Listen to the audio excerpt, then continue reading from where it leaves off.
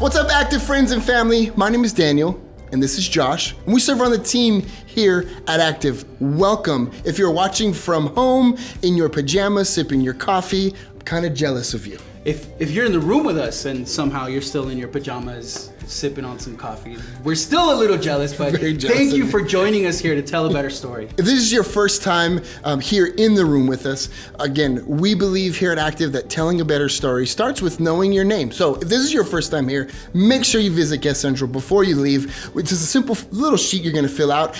We wanna get to know your name, and we have a little present for you. If you're watching online, make sure you hit that like button, hit that share button, send a link to your friends. We'd love to know that you're here with us as well. So make sure you text the number on screen. Let us know, hey, I'm new, I'm watching for the first time. We'd love to send you a free gift. Do you know what that free gift is? It's an Amazon gift card. Amazon gift card, and we'll send it to you. You don't have to, come to us for it. You don't have to go to space for it either. So you get it right to your front door. Thank you for being with us. If it's your first time, we appreciate you. We love you.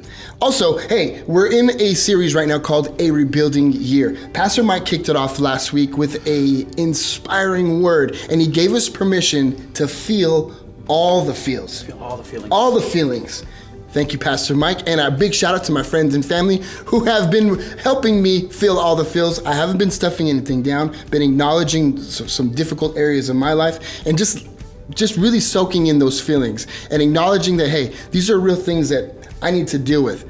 And it's helped me out a lot. I've been feeling all the feels. I'm excited for week 2. Week 2 is going to be fantastic. Pastor Joe is going to be teaching us to make a plan and work the plan. So we've felt all the feelings. We've assessed what the situation is, what the problem is. Now it's time for us to make a plan in order to either face that situation or face that problem or come out of that problem. You don't have to face it by yourself. Right, you absolutely do not face it by yourself. And that leads us right into our church news, because here at Active, we believe in each other, we believe in community, we believe in hope. That's why every Wednesday we are gathering for Heart for the House. We only have two Wednesdays left. Only two. Only 2 Wednesdays left. Okay. Heart for the House is a chance for us to get together. We share the pillars of the church. We share our heart for this community, and we get to know each other. And that's one of the key things about Heart for the House. It's a chance for you to be known. It's a chance for you to find out what's going on here at Active, and it's a chance for you to see what to expect. And what to explore here in the future, here at Active. Speaking of what's coming in the future, August 15th, do you know what that is? I do. It's the best Sunday ever! I'm excited. I'm super excited. It's called the best Sunday ever. And there's a reason for it.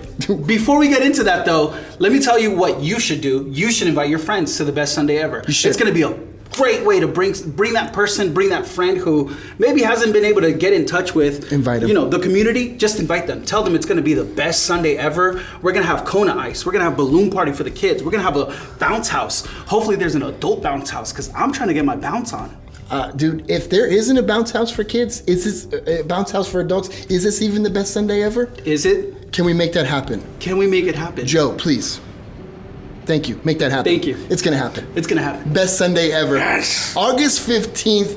Don't miss it. Like Josh said, invite everybody. Your neighbors, your family, your friends, Facebook. Your tia, your cousin. Your your abuelita, Consuelo from down the street. Everybody. It's going to be the best only because you guys are going to be here with us.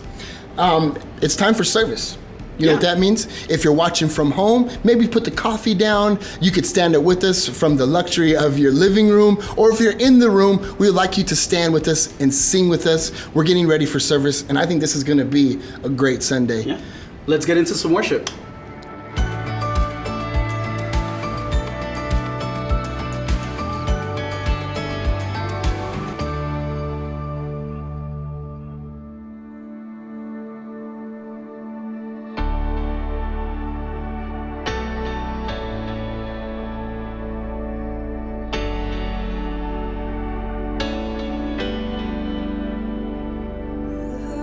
Horizon, bright.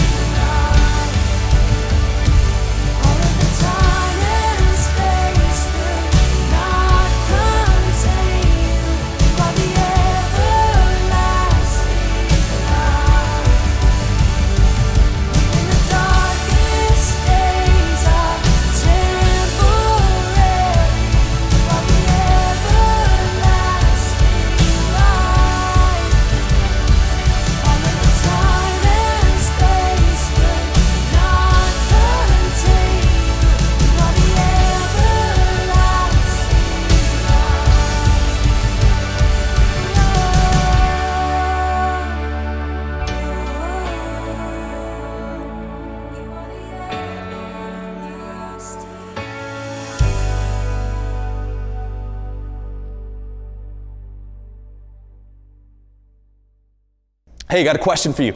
Do you have a junk drawer? Yeah, you know what I'm talking about. That drawer in your house that everything that doesn't have a place in your house goes. You know, like the batteries, the extra nail polish, the leftover screws from that project you were working on. You know that junk drawer? I've been married for a little over 1.5 years now, and I'm getting to the point where I have a junk drawer, and that junk drawer is kind of getting a little full. We've been in this place for a while, and my wife absolutely hates that junk drawer, and it's starting to get a little packed, but I love it. Anytime I don't know where something's going, anytime I don't know where to put something, or even when I've lost something, you know where I go? I look in the junk drawer. But as it's getting packed, I'm at a crossroads. Do I get another junk drawer? Or do I clean out the junk drawer I have? We've been walking through this series called A Rebuilding Year, where we've been looking at the story of Nehemiah. And as we've been talking about rebuilding, what we have said is let's look at the junk drawer in our life.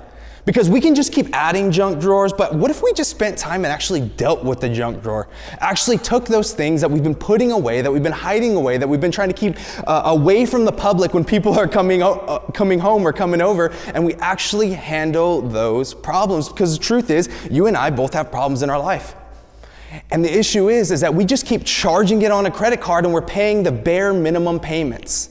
But you and I both know that's not how we're supposed to live. When it comes to problems, when it comes to issues, when it comes to things that we need to walk through in life, we can't just keep stuffing it in the drawer and hoping it doesn't go away. No, we have to actually deal with it because we know that our past is going to be present in our future. Our past is going to be present in our future. And right now, which is the present, is going to be the past really soon. And so what we decide to do today is going to matter for our future. And so we've made the conscious decision as a church community that we are going to deal with the junk drawer. We're going to deal with the credit.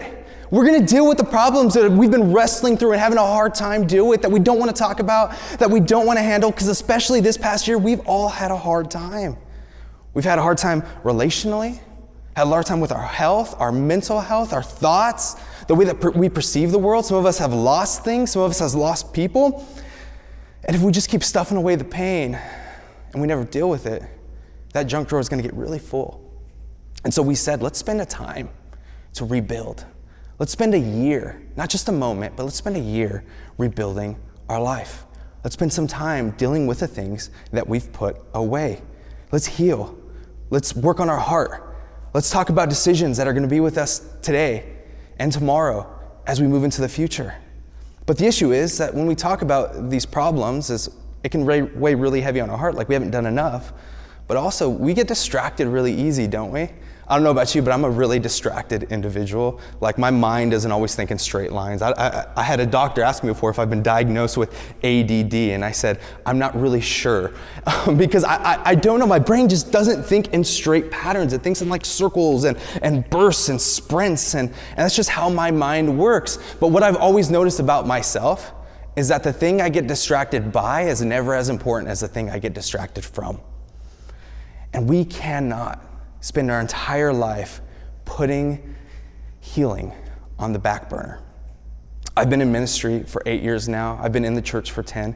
And can I just tell you that some of the deepest heartache I've seen, some of the biggest pains I've sat with, and some of the loudest cries I've heard have been because healing has been put on pause. Habits were known but not taken seriously. And hurts of the heart were completely ignored. And you don't want to stay there. And I don't want you to stay there. And what I know is that we have a God who doesn't want you to stay there. So what does it actually look like for us to begin the process of rebuilding? Rebuilding our lives, rebuilding those problems, and beginning to tell a better story, not moving on from those things, but becoming aware that we've put in the work to rebuild these things and rekindle these things and restore these things, because that's what God wants to do in your life, and that's what God wants to do in our community. So we began to walk through the story of Nehemiah, and it really is the journal of Nehemiah. You see, Nehemiah was an ordinary man that had an extraordinary conviction placed on his life. An ordinary man with an extraordinary conviction placed on his life. And that extraordinary conviction was to rebuild the city of Jerusalem. Now, Jerusalem wasn't just any ordinary city. Jerusalem was the city of his ancestors. And it was the city that the Israelite people understood their identity with God. If there was no Jerusalem, there was no God. But what had happened is that a nation, Persia, came in, completely took advantage and destroyed the Israelite people and enslaved many of them. And so Nehemiah was not just a man with a plan, but he was a man who was in exile and had no way to execute that plan. And so Nehemiah and many of his friends, as they watched Jerusalem fall, their faith also fell too. And they couldn't imagine God working because they didn't have the promise that God had put in front of them. And maybe that's you today too. Maybe you can't imagine God working in your life and you've just stumbled upon church right now. Maybe a friend shared it, or maybe somebody said, hey, just come check out Active Church. Whatever brought you here today, maybe faith is a struggle for you and you're not sure if you can even rebuild faith in your life today. That's where our Israelite friends were at. They didn't know if it was possible, so they never went about rebuilding the walls. But Nehemiah, he had this conviction that was placed in his life. He heard about what was happening in Jerusalem as he was far away, as he was in Persia. He heard that the walls had never been rebuilt. He heard that the gates had never been rebuilt. He heard that the city had never been rebuilt. And he had a divine conviction placed in his life that I have to do something about it. And so last week we learned that the first thing Nehemiah did when he heard this, when he heard that the walls were still broken down, when he heard Jerusalem had not been rebuilt and the people of God were living in disgrace, the very first thing he did was to feel all the feels. He grieved, he wept, he felt that pain, because the truth is we all lost something and we have to allow ourselves to feel all the feels when we're rebuilding something. Nehemiah prayed a prayer to God. He said, God, I don't know what's going on. I don't know what's happening, but God, give me favor. Because the second thing we learned is he had to own the problem. Nehemiah owned that problem. We have to own the problems in our life. And the third thing is we learned that we have to give that over to God. God, who is the great comforter. Nehemiah felt the feels. He sat with it for days. And then he went to God and he said, I want to own the problem. He prayed a prayer that didn't excuse him from the problem, but it said, God, compel me to own this problem. If this is a problem you want me to step into, God, I want to step into this. I don't want this to be just thoughts and prayers. No, God, compel me to action. Give me favor. Give me opportunity. And that's where we left Nehemiah last. That's where we left Nehemiah last. He was owning the problem and he was praying to God, God, help me rebuild if this is what you want. And with a powerful prayer, he says, God, if this is the work you want me to do, help me do it. So what do we do now? Now that we know the problem, now we've felt the feels, now that we've owned the problem, what do we do? What we do is we make a plan and we work the plan. We make a plan and we work the plan. So today, what I want to do is I want to give you some principles from Nehemiah to help you begin to make a plan and work the plan as you think about the problems in your life. Maybe they're heartache problems, maybe they're relational problems, maybe they're economic problems, maybe they're problems that you've been sitting in for a while, maybe the problems of the past, maybe the problems with your relationship and you've never gone about dealing with them, you just put them in the junk drawer. Today we're going to pull those things out. We're going to actually make a plan and work the plan. So if you got a phone, pull that phone out. Let's take some notes. If you got a notepad, maybe take some notes on this. I can't give you a plan, but what I can do is give you some principles. Nehemiah gave some really strong principles because Nehemiah didn't just say, God, this is a really good thing, didn't just say, here's a prayer. He began to make a plan. He began to work out that plan. But in order for us to begin, I just want to revisit last week one more time. We talked about owning the problem. I had a good mentor friend of mine share with me once that the ability to differentiate between a legitimate concern and a personal responsibility is going to save a lot of energy and time and a lot of heartache. The ability to discern between a legitimate concern and a personal responsibility. What's a legitimate concern? A legitimate concern is anything we cannot control. There's a lot of things in our life that we can't control. Can't control who's in office all the time. We can't control the things that are going on in our world. We can't control foreign policy. You can't control your neighbor's lawn or what your neighbor decides to do with their lawn. What's a personal responsibility? That's your heart. That's your character. That's your home. That's your relationships. That's your lawn. So if your neighbor's lawn's a mess, what is that? It's a legitimate concern. If your lawn is a mess, that's a personal responsibility. And the ability to know what the difference between what one is and what the other is, it's really going to help us out as we understand what Nehemiah is doing today. So I want you to hold on to that idea, personal responsibility and legitimate concern, as we think about the problems in our life, as we dive into the story. What we're going to do is we're going to head into the throne room with Nehemiah as we head into chapter 2 of Nehemiah's journal. See, what's happening right now is that Nehemiah is in the throne room with the king of Persia, King Artaxerxes. And he is with him because he has this role that is so special, so unique. It's the cupbearer to the king. The cupbearer's role was to make sure he tastes the food, he drinks the wine before the king does, so the king doesn't get spoiled or even poisoned. And so, it's a really good job, especially if you're a Jew in exile, until it's not a really good job, if you get what I'm putting down.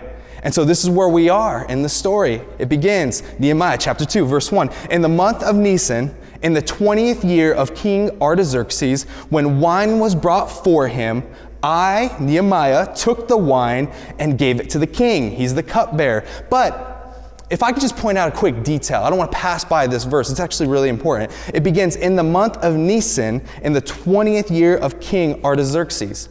In the month of Nisan, last week we talked about it being the month of Kislev. The month of Kislev, for those who don't know, in the Hebrew calendar, that was 4 months ago. That was 4 months ago. Between Kislev and Nisan, that is 4 months of time. 4 months between when Nehemiah began to pray this prayer, between when the conviction was placed on his life that he was supposed to do something, to actually he had this moment before the king. 4 months have passed. 4 months. Check out what he says next. I had not been sad in his presence before. He had not been sad in the presence of the king before. And you know why? Because if there's one person on the planet that you don't want to be sad in front of, it's the king. The king doesn't need your deal. He doesn't need your personal responsibilities. He doesn't need your stresses. Your job is to be the one there to help the king, to protect the king, to make sure the king's not drinking or eating anything bad. And here he is right now. He is sad before the king. He says he's never been sad before. There's nobody more that you don't want to be sad in front of. So the king asked him, why does your face look so sad when you are not ill? This can be nothing but sadness of heart. He's not supposed to be sad in front of the king, yet he's so sad. He comes before the king and he's physically ill. He's physically showing signs. I think about little kids sometimes when they want you to know that they're sad or they're angry or they're upset. Maybe even know some adults who are like that, who want you to know they're sad, angry, or upset. I think this is more than that because he's not supposed to be sad in front of the king.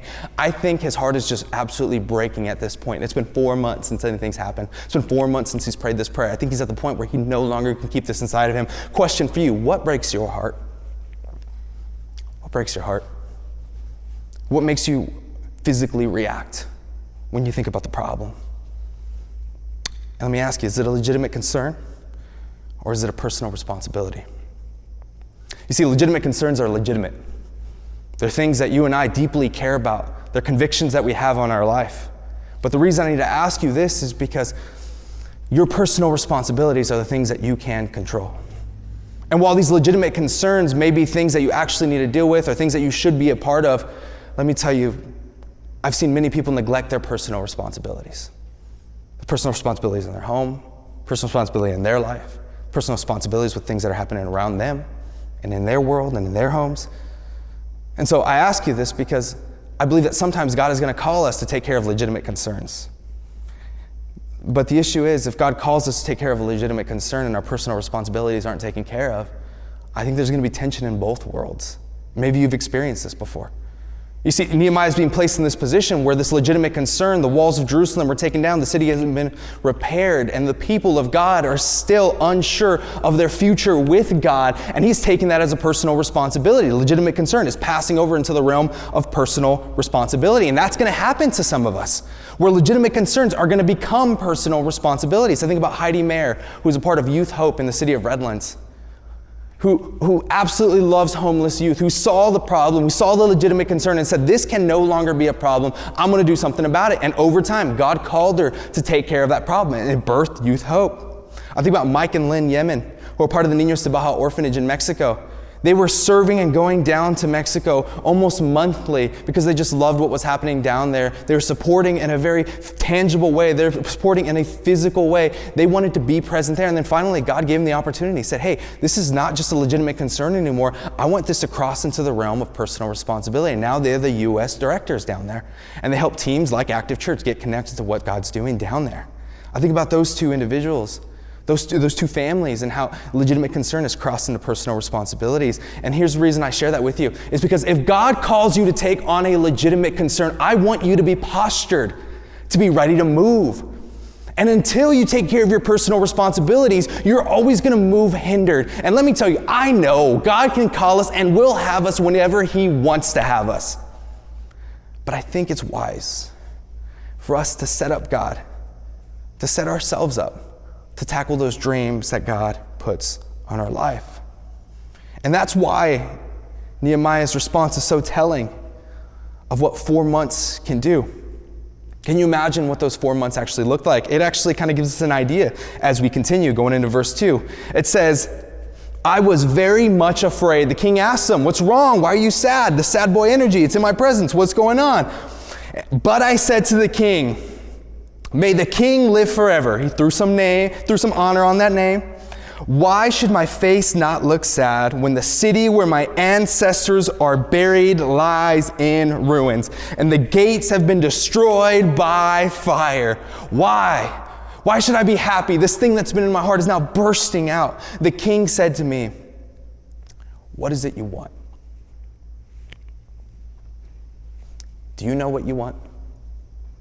As you think about the problems in your life, do you know what you actually want? And are you sure? And if you aren't sure, let me give you this principle, is that we need, as we prepare for planning, as we prepare for the problems in our life, as we prepare to tackle them and begin the process of rebuilding, we need to have a vision of what could be. Not just address the problem. You see, it's easy to find a problem. I go on social media right now. I'm being bombarded and pummeled with problems all the time. Things I need to fix, things I need to see, things I need to know, things I need to talk about, things that I need to say all the time. I'm going to be bombarded with problems. But the reality is, as you think about the problem that you're walking through, your personal responsibility, do you even know what the other side is supposed to look like? Do you know what healing looks like? Do you know what a healthy relationship looks like? Do you know what you want at the end of all of this? Problems are frustrating, but vision is inspiring. Vision helps us see beyond this. And when I say vision, when I say have a clear vision of what you want, I'm not just talking about like, oh, I got these things in my head. No, what a vision is a clear mental picture of what could be, fueled by a conviction of what should be. A clear mental picture of what could be, fueled by a conviction of what should be.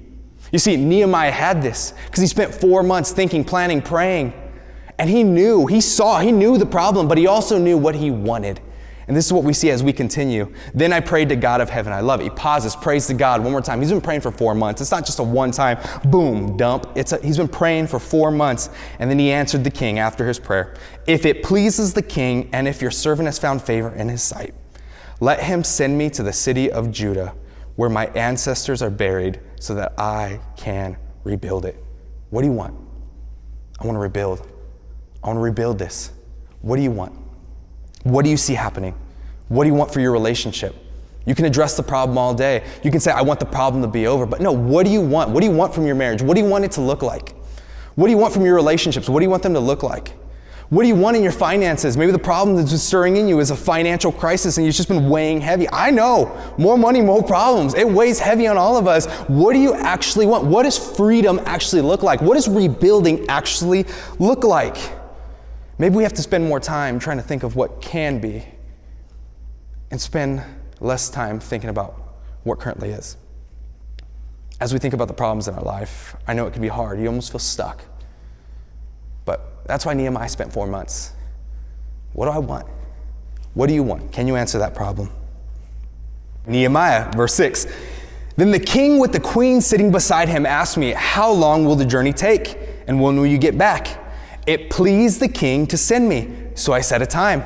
He asks, what do you want? He answers, what does he want? He says, this is what I want. I want to rebuild. And then the king follows up with a question. He says, well, how long is it going to take? What are you going to do? When do you need to go? How long is it going to take? And then it says in verse 7, I also said to him, he gave him an answer, and then he says, verse 7, if it pleases the king, may I have a letter to the governor of the Trans-Euphrates, so that they will provide me safe conduct when I arrive in Judah. And may I have a letter to Aspha, keeper of the royal park, so he will give me timber to make beams for the gates of the citadel, by the temple, and for the city walls, and for the residence I will occupy. And because the gracious hand of God was on me, the king granted my request. You know what this sounds like?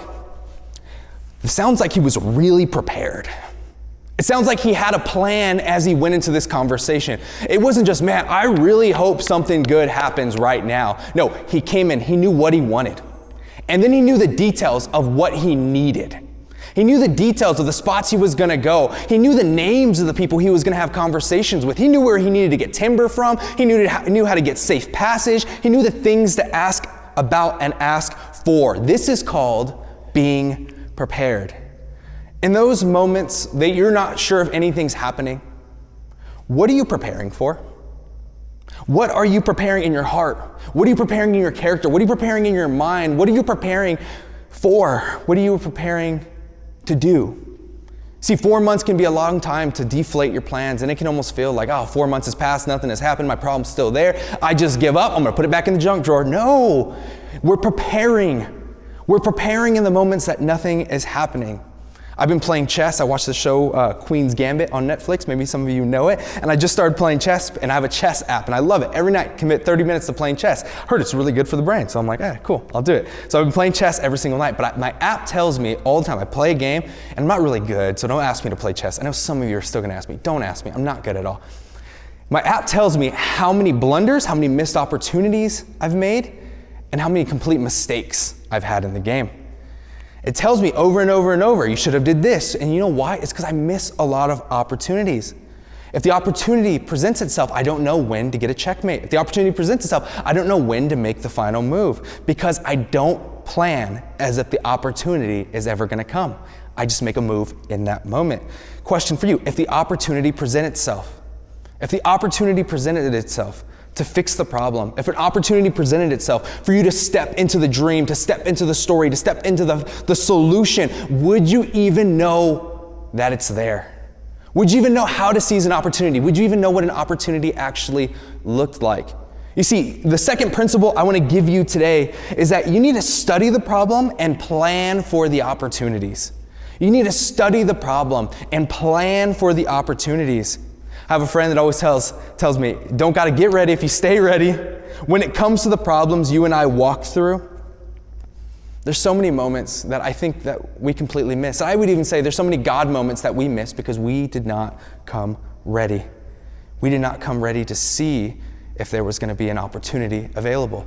Have you dreamed about what those opportunities are gonna be? Here's what I know to be true about dreams and plans and problems, is that dreams without plans can quickly become nightmares.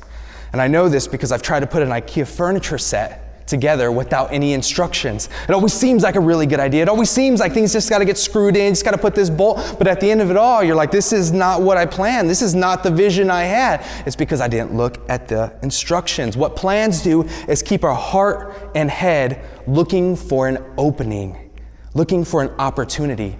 And when I say opportunity, I'm not talking about an immediate solution. Many of us are looking for immediate solutions. When I played chess, I was looking for an immediate solution. But no, we're looking for opportunity. When we say opportunity, we're saying to take one more step opportunity. When it comes to rebuilding, I think it's always going to take a little longer than we think. Because the problems that you and I face aren't a hammer and a nail solution.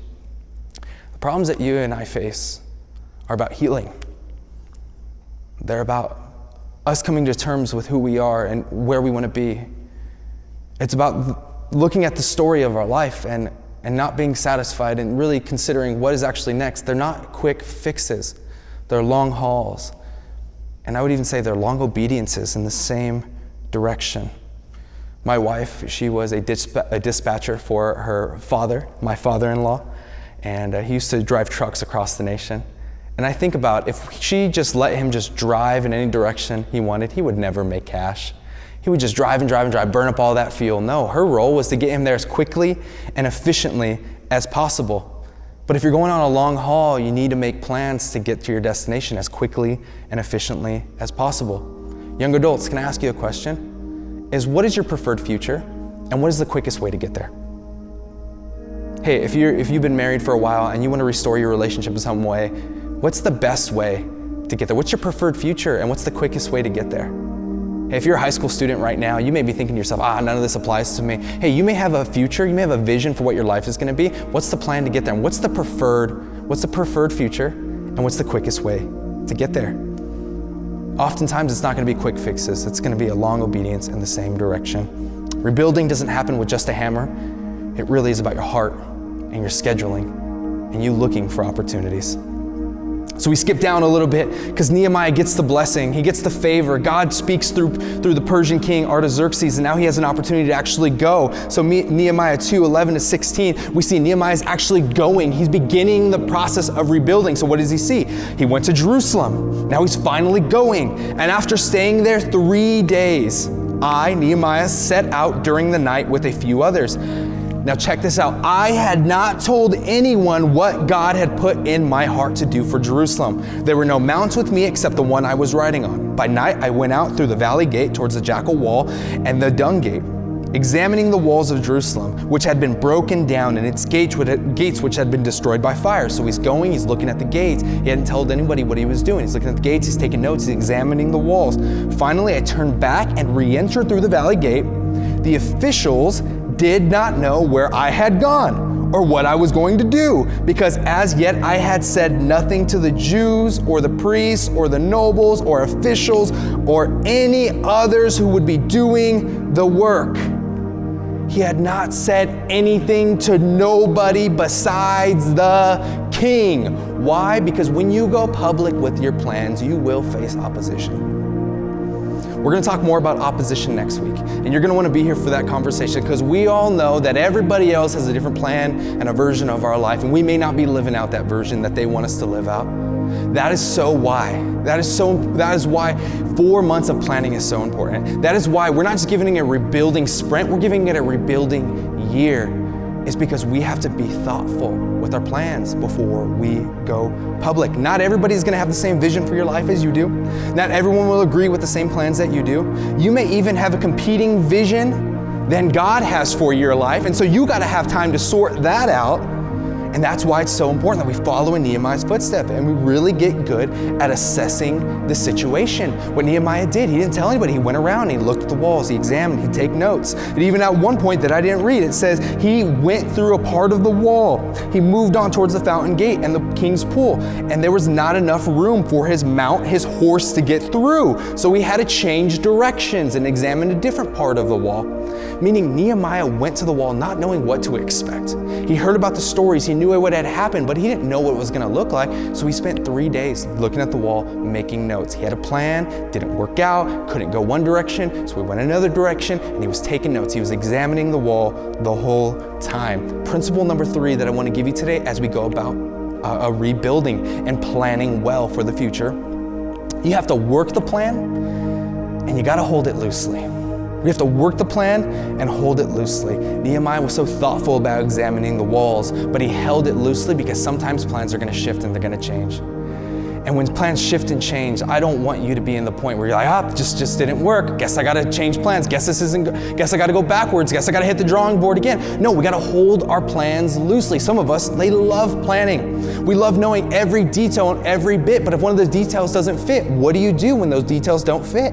We work the plan. We hold the plan loosely because the goal is not to follow the plan. The goal is to follow the vision that God has put on your life. The vision, that's why having a vision is so important, is because you know that your relationship is supposed to be going in a better direction. And a hiccup may have happened, yet that doesn't mean it's the end of the road. You know that God has put this dream on your life to pursue something that's a legitimate concern and to bring it into the realm of personal responsibility. However, you had a hiccup along the road.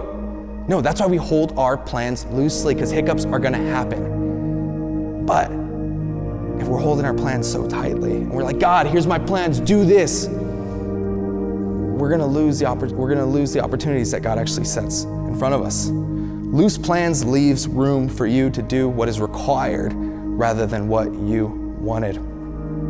And finally, so after examining the walls, after looking out at all the rubble, after looking at the gates being burned down, the walls being torn down, after 3 days of not saying anything, after 4 months of planning, after standing before the king, trembling and afraid and sad, just brokenhearted, we finally get to this point, after all the planning and praying and assessing and studying, Nehemiah finally goes public with his plan. Then I said to them, and when he says them, it means the people he came with. You see the trouble we are in? Jerusalem lies in ruins, and its gates have been burned by fire. Come, let us rebuild the wall of Jerusalem, and we will no longer be in disgrace. I also told them about the gracious hand of my God on me and what the king had said to me. And they replied, I love this, let us start. Let us start rebuilding. And so they began this good work. They began this good work. If there's anything you remember from today, this is the one thing I want you to hold on to, the one principle, is be really selective with who you invite into the problem. Be really selective with who you invite to be in part of the solution to the problem. The reason being is I'd argue is that many of our successes or the outcomes of us pursuing and trying to fix this problem are going to be connected to who you decide to bring into the problem. So be wise with it. Slow down. Nehemiah took 4 months. He took time. He looked around. He assessed the walls. He planned his vision. He knew what he wanted. He didn't let anybody else change his course. He went between him and God, and he talked to the king, and he made mental notes, and he knew what he wanted. He knew what God had placed on his life. And it's important for us to bring people in, but also I want you to know that not everybody is always going to understand everything about what God is doing in your life. It's important for us to have community. It's important for us to have people around us who can speak words of wisdom and love and guidance into us. It's so important that we do life and do faith together. But let's be wise, because not everybody needs to know about everything. Do you get what I'm saying? I mean, like Facebook, Instagram, and Twitter, they're fantastic because they've helped us really express ourselves and get connected on a whole nother level. But I would say that they are terrible echo chambers for addressing our problems in our life. I would argue that they're not the place for best advice. They are not the best place for strong direction. And so me and my wife, just to give you a little example, we've decided early on before we were even married, is that we would be ultra selective with who we allow to speak into our relationship in good times and in bad times. Me and my wife, I love my wife, I love our relationship, but there's gonna be moments where me and her aren't seeing eye to eye. And there are some people in her life that absolutely love her. She can do no wrong. And there's people I have in my life who absolutely love me, and I can do no wrong. And no matter what I say, no matter what she does, no matter what I do, no matter what the situation is, we know that they are gonna love us. And we all need people like that. You need friends like that who are gonna have your back no matter what. But as we move forward towards the vision that God has put in our life, we want a home that has kids that wanna be present. We want a future where we love each other, not just now, but later on. We want to enjoy every single moment, the good times and the bad times. We want healthy relationships, and we want a family that is stable and rooted in Jesus. And we know that's not always going to be the case for all of our friends who want that same vision. We know they're going to love me, they're going to love her, and that's why it's so important that we have found couples and friends who are going to push us closer together no matter what the circumstance is. We confide in people who push us together no matter the circumstance we're walking through. Be selective with who you invite into the problem. That principle will save a lot of your relationships. They'll save a lot of your marriages. They'll save a lot of your friendships. And I would even say they will help you pour your energy into the things that actually matter most. Everybody in your life has a different vision for your life. That's not a bad thing. But what the most beautiful thing is that we have a God who we can always hand our vision, hand our plans, hand our worries, hand our legitimate concerns and personal responsibilities over to. If I can just circle back for just a moment, as we talk about planning, I know there can be a lot of anxiety that's created about it, because some of us, we don't need something else to do. You feel like the snow globe has just been shaken up and you have to deal with it, and now you have to go home and come up with all these plans on how to fix your life. I get that stress. I'm like that too. Like I said at the very beginning, I feel like sometimes I have ADD. I love just to work on so many different projects at once. And I can get, there's so much worry about that. You're not enough. You didn't do enough. And there's some of us on the other side that are just ready to take life by the horns and write our plans down and figure it all out today. And you want to have the conversations today, and you want to figure it all out right now. I get that. To both of you, I have just the same encouragement. We have to get really better at surrendering everything to God. You see, God's not a penciled in item. God is the author of our calendars. God doesn't want us just to work harder. He wants us to cast all our anxieties and worries and cares on Jesus. You see, Jesus had a vision for this world, and that all people would know His love. All people would be reconciled to Him. All people would be able to leave everything, their anxieties, their plans, their worries, their doubts, their fears, at the foot of the cross. He says, "Come to me." The thing I would encourage all of us to do today is let's before we even begin planning, let's surrender. Let's surrender our hearts. Let's surrender our minds. Let's surrender our plans. Let's surrender our problems to the God who loves us, to the God who sent Jesus to die on the cross and rise again, to the God who did not let death hold Him down, but rose again 3 days later and is showing us that there is a life that is happening right now, but there's also a life beyond belief, a life beyond life, and a life right now that we are living. And that future is always possible with God. There's a future that's always possible with Jesus. He wants our plans. He wants your life. He wants you. And truthfully, He wants to help you write something that is even bigger and better than you can ever imagine. So church, today, if you're struggling with any anxiety or any worry about can God work again? Are these plans even gonna work? Are these plans even good plans? Let's start by bringing them to Jesus. Right now, I want to pray some words over you. And if you are somebody who is struggling with your planning game because you're holding it too tightly, or because you don't even know where to start, I want to pray for you specifically. So would you join me as we close out today? Father, You are a God who sees us, God who knows us. You know our hearts, our minds, our souls. You know everything going on. You know the anxieties. You know the struggles, God. And even though You know it all, You still choose to come close to us, God. And may we just sit in that. May we sit in that reality, is that You love us so much that nothing can keep You from us. You always want to be near us. You always want to see us, God. You always want to know what's going on in our life, God. And with that truth ringing so clear in our ear, God, may we just open up our hands and give You our plans. May we open up our hands and give You our plans, God. Those things that we may be struggling with, those problems that we may be having, God, may we just hand it over to You. And may You do as You did with Nehemiah, God, and give us dreams of what could be. Give us dreams of what should be. God, will also give us peace that You're going to lead it all. Thank You, God, for how You love us. We lift this up in Your Son's holy name, and all God's people said, amen. Well, hey, Active, it's Pastor Mike, and I wanted to take a moment just to let you know how much I love you and how much I miss you. My wife and I are on vacation this weekend with our family, so thank you for giving us the space to be able to do that. But could we just celebrate Pastor Joe and the word that he brought? I love his energy. I love his joy. Can we just say thank you to Joe this morning? Come on, let's do it. And the worship team, man, they led us so well. And then that moment where we could just pray together and lay our plans before God. It's so good. It's so good.